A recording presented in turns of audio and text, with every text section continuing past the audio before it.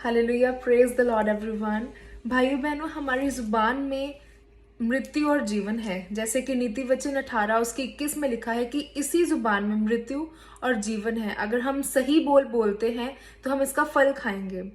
आजकल बहुत से लोग, बहुत सी मदर्स जो हैं या कुछ फादर्स हैं जो अपने बच्चों को इसी जुबान से श्राप दे देते हैं और बाद में वो सफर करते हैं, क्योंकि हम याद भूल जाते हैं कि हमने अपने बच्चों को इसी जुबान से श्राप दिया था।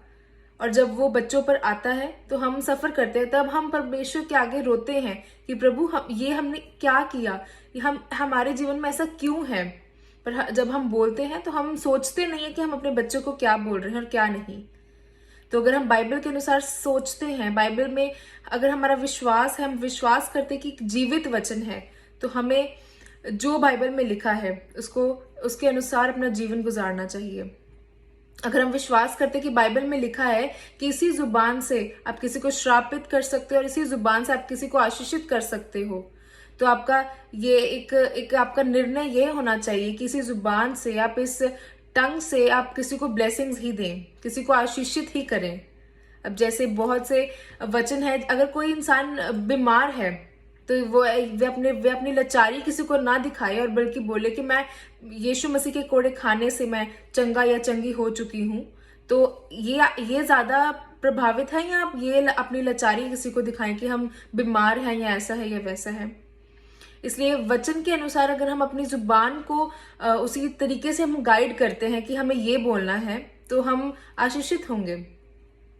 बहुत से ऐसे वचन हैं जो अगर हमारे गरीबी के श्राप है, हम उसको तोड़ना चाहते हैं, तो उसके अकॉर्डिंग हमें वचन निकाल कर बाइबल में से पढ़ना चाहिए, उनको यूज करना चाहिए, ना कि इस चीज का ढिंडोरा देना चाहिए कि हम गरीब हैं, हम लाचार हैं।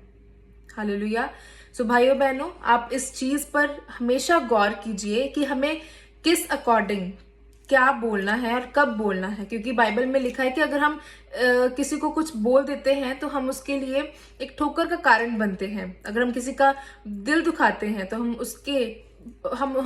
पापी ठहराए जाएंगे, क्योंकि हम इसी जुबान से क्योंकि जैसे लिखा हुआ है कि एक नल से एक ही टाइम पर गर्म पानी और ठंडा पानी नहीं आ सकता। उसी टाइम से एक ही जुबान से हम परमेश्वर की महिमा भी करते हैं, और उसी जुबान से क्या हम गालियां और श्राप भी देंगे?